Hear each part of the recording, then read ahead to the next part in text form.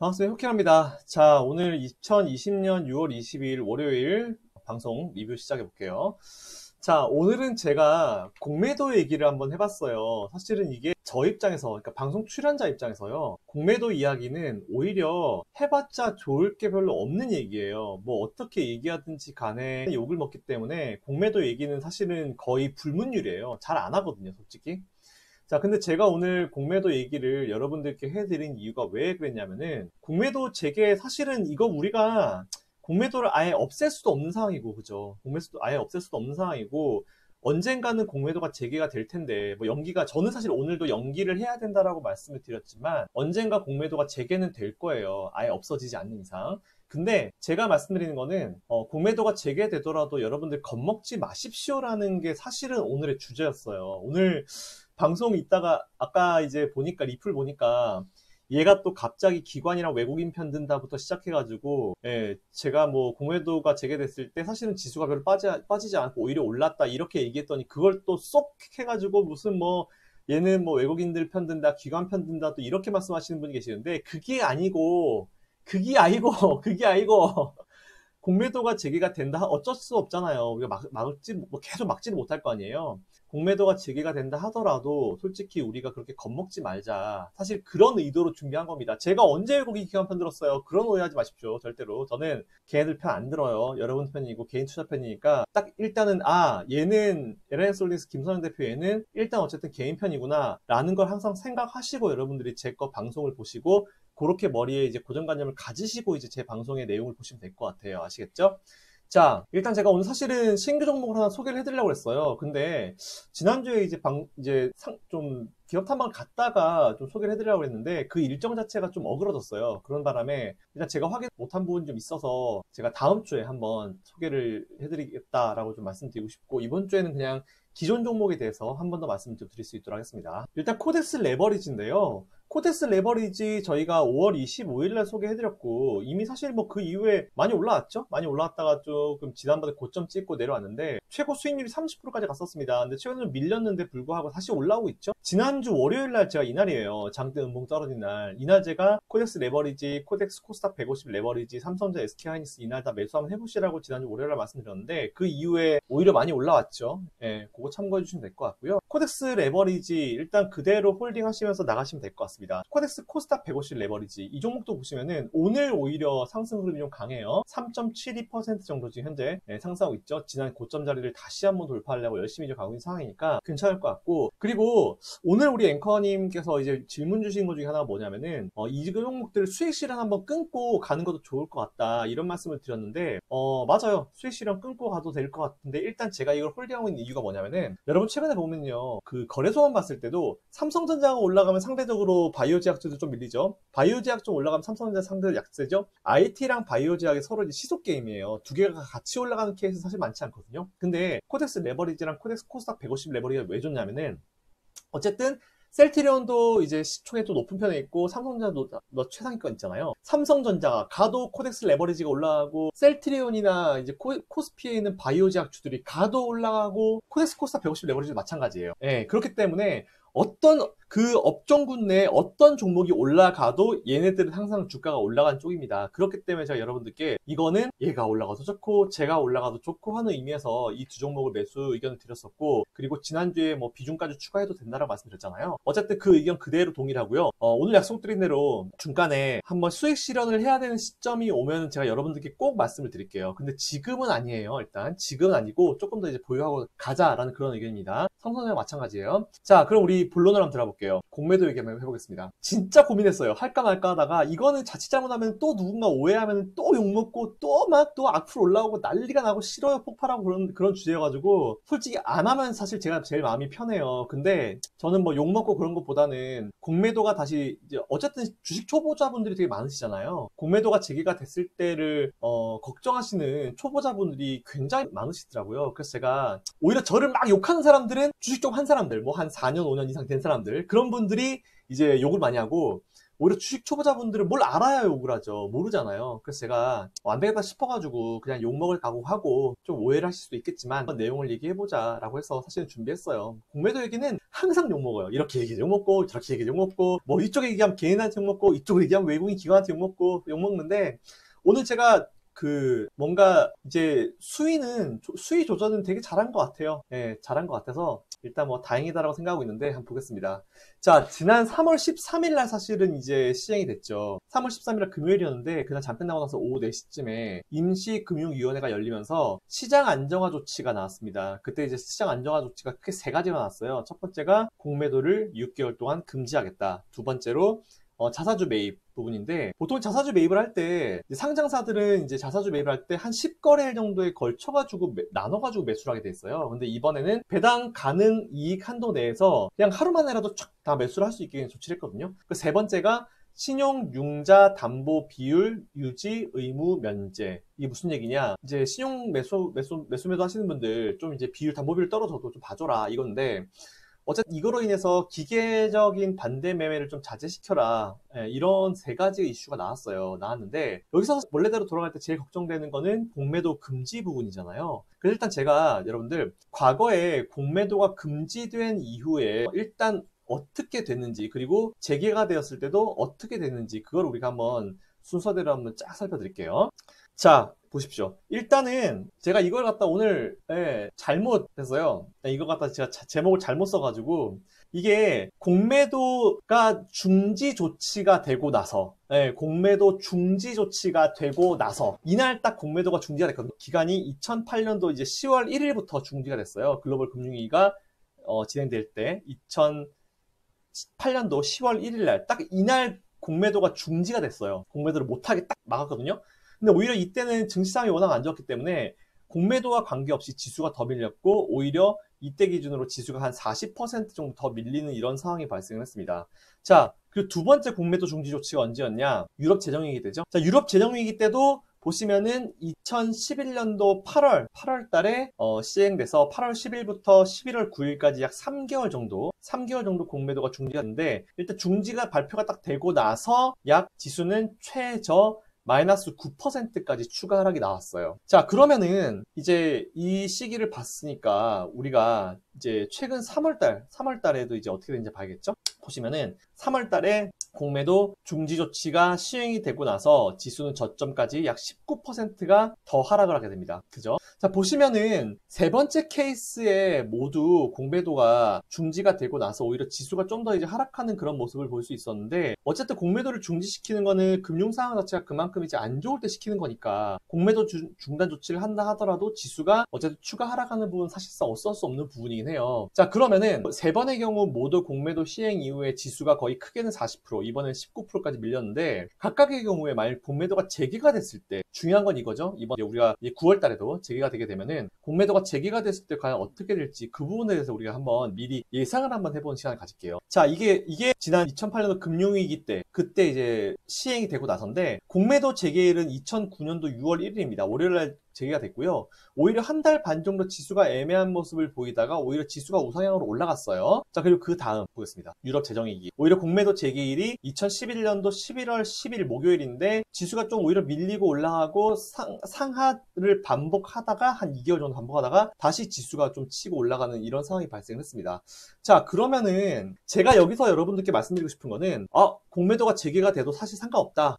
이게 아니고요. 사실 재개가 돼도 상관이 없긴 해요. 근데 제가 여러분들께 드리고 싶었던 메시지가 뭐였냐면은 공매도가 어쨌든 재개가 될 거 아니에요. 우리가 힘으로 막을 수가 없잖아요. 공매도가 아예 없어지지 않는 이상 공매도는 재개될 수밖에 없어요. 언젠가는 뭐 6개월이 됐든 1년이가 됐든 뭐 3개월이 됐든 뭐 아니면 언제가 됐든 재개가 될 수밖에 없어요. 그러면 또 그때쯤 돼가지고 개인들은 막 물량 던지고 막 걱정돼가지고 막 할 텐데 그러지 말자는 거예요. 오히려 공매도가 재개고 나서 변동성은 항상 커졌지만 결국은 지수가 올라가는 데는 공매도 재개가 그렇게 큰 역할을 하지는 못했다라는 부분이 있어요. 그리고 오늘 보시면은 저는 사실 그 멘트를 안 했어요. 공매도에도 순기능이 있습니다라는 멘트를 저는 안 했어요. 왜냐면은 저도 그 순기능에 대해서는 알죠. 공매도의 순기능과 악기능에 대해서 다 알고 있기 때문에 굳이 제가 여러분들한테 좀 안정감을 심어드려야 되는 제가 공매도도 순기능 있어요 이러면 아마 채팅창에 너 막 진짜 온갖 쌍욕 다 올랐을걸요? 그러니까 아는데 제가 그 얘기를 안 한 거예요. 일부러. 자, 아무튼 그거 중요하지 않아요. 순기능에 대해서는 제가 분명히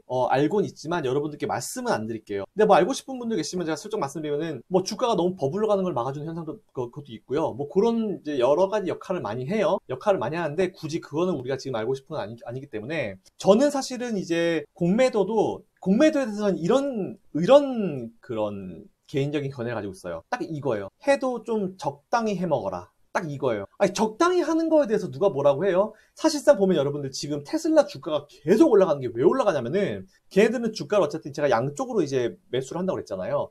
전환사채 투자하고 공매도까지 투자하면서 공매도가 사실 우리 개인들한테 제가 오늘 이 얘기를 하고 싶었는데 제가 사실 이거 유튜브를 제가 하고 싶었던 얘기를 한번 해볼게요. 공매도를 우리 개미들이요 역이용할 수 있어요. 만일 예를 들어서 공매도 제가 한번 해볼게요. 잘 들어보세요, 여러분들. 공매도라는 게 어떤 시스템이냐면은 좀 얘기가 길어질 수 있겠지만 이 말씀은 꼭 해드릴게요.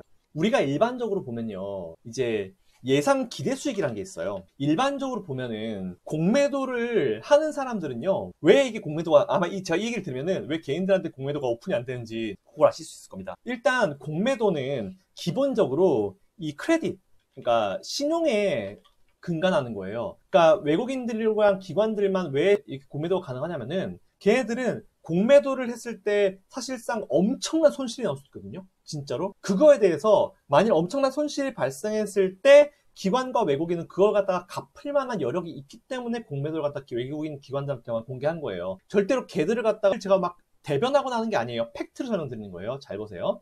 공매도는 일반적으로 여러분들 주가가 하락하는 쪽에 베팅하는 거잖아요. 그죠? 그러면은 일반적으로 얘기하는 거 주가는요. 상방 쪽은 솔직히 뻥 뚫려 있죠. 상방 쪽으로는 그냥 무한대로 unlimited 말 그대로 무한대잖아요. 상방 쪽으로 뚫려 있는 건 진짜 무한대. 수익률이 무한대가 나올 수 있잖아요. 막말로 삼성전자가 1000만원, 2000만원, 3000만원, 1억까지 갈 수도 있잖아요. 모르는 일이지. 어떻게 알아? 무슨 삼성전자 그렇게. 그 예를 들면 주가가 올라가는 거는 한도 끝도 없이 올라갈 수 있죠. 그죠? 자, 근데 주가가 떨어지는 건 어디까지 떨어질 수 있어요? 주가가 떨어지는 거는 어디까지 떨어질 수 있습니까? 지금 답하신 분도 계실 것 같은데 주가가 빵원이 될 때까지. 이해되세요?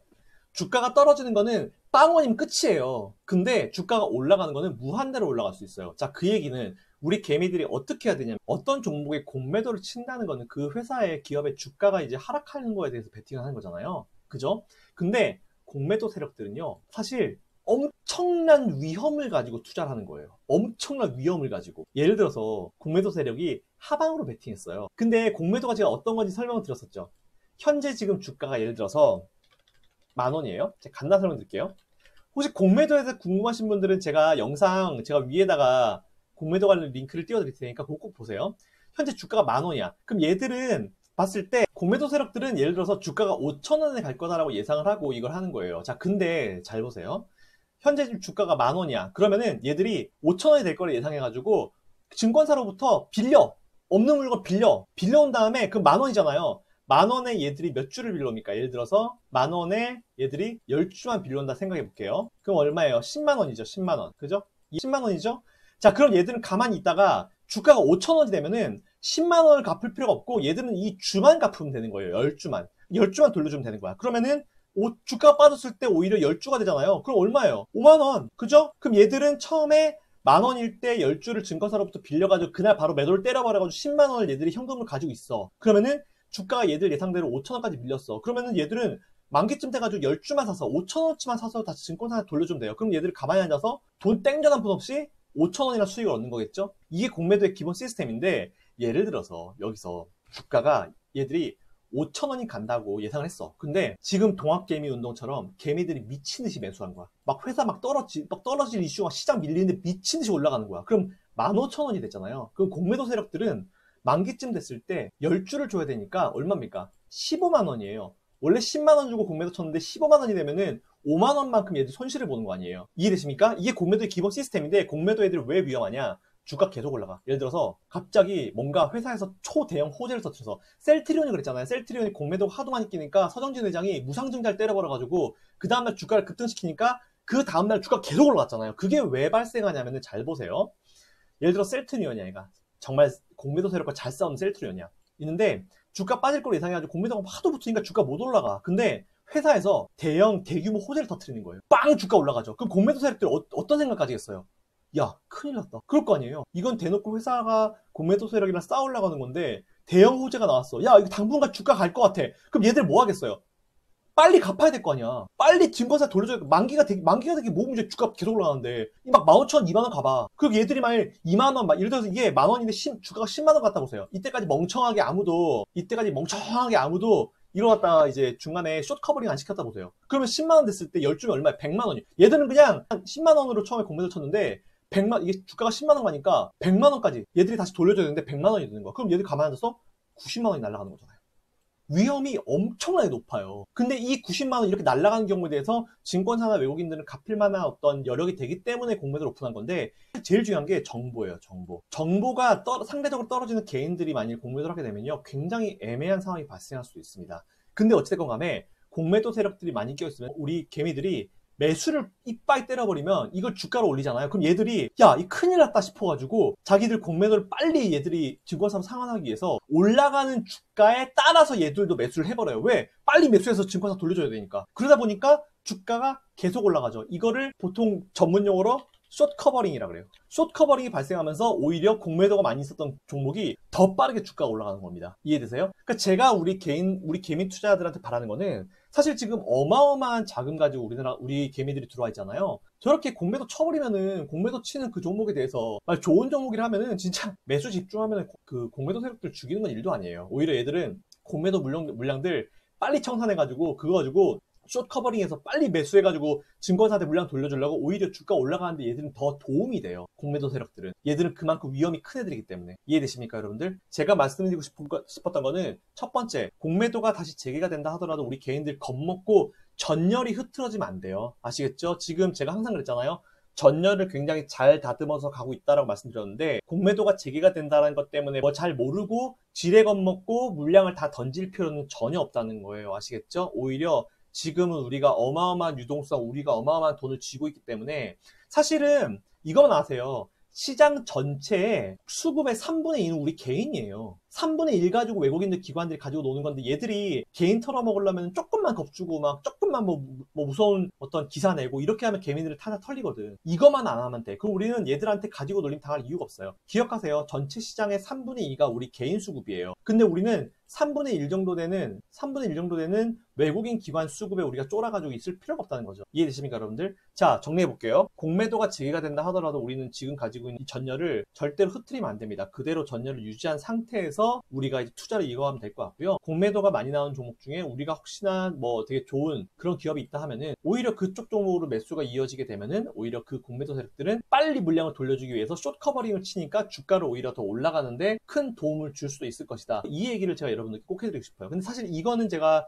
시간 관계상 오늘 방송에서 말씀은 못 드렸는데 여러분들 꼭 기억하십시오. 아시겠죠? 공매도 시작된다고 해서 우리가 겁먹으면 안 돼요. 지금 개인들 굉장히 스마트하게 매수 잘했거든요. 지금부터 흐트러지면 안 돼요. 아시겠죠? 9월이면 MSCI 리밸런싱도 있고 굉장히 많은 이슈가 있어요. 그래서 제가 봤을 때 공매도가 한 번 정도 더 연기될 가능성은 있습니다. 하지만 연기가 안 된다 하더라도 우리 개인들은 절대로 겁먹으면 안 돼요. 아시겠죠? 지금 굉장히 잘하고 있는데 괜히 저런 것 때문에 막 아마 공매도 시작 전에 막 온갖 불안한 뉴스들은 또 다 던질 거예요. 근데 흔들리지 마십시오. 걔네들은 지들 헤쳐먹으려고 미리미리 밑밥 까는 거니까 절대로 외국인들 기관들 저런 속된 편으로 개수작에 우리는 흔들리면 안 됩니다. 더 스마트해지고 조금 더 굳건하게 나갈 필요가 있을 것 같아요. 아시겠죠, 여러분들? 그리고 마지막으로 한 번 더 말씀드리지만 저는 외국인 기관 편 아닙니다. 여러분 편이고 오늘 방송의 주제는 뭡니까? 공매도가 다시 재개된다 하더라도 지수는 항상 오른쪽으로 왔으니까 우리 개인들 겁먹지 말고 전열을 가다듬고 흔들리지 말자. 이게 제가 말씀드리고 싶었던 핵심이에요. 아시겠죠? 자, 이상 오늘 영상은 여기서 정리하겠습니다. 자, 도움되신 분들은 요 바로 위에 구독 신청 있어요. 구독 신청하시고 궁금하신 내용은 밑에 리플로 달아주시면 될 것 같습니다. 이상 효키라였습니다. 성공 투자하십시오. 감사합니다.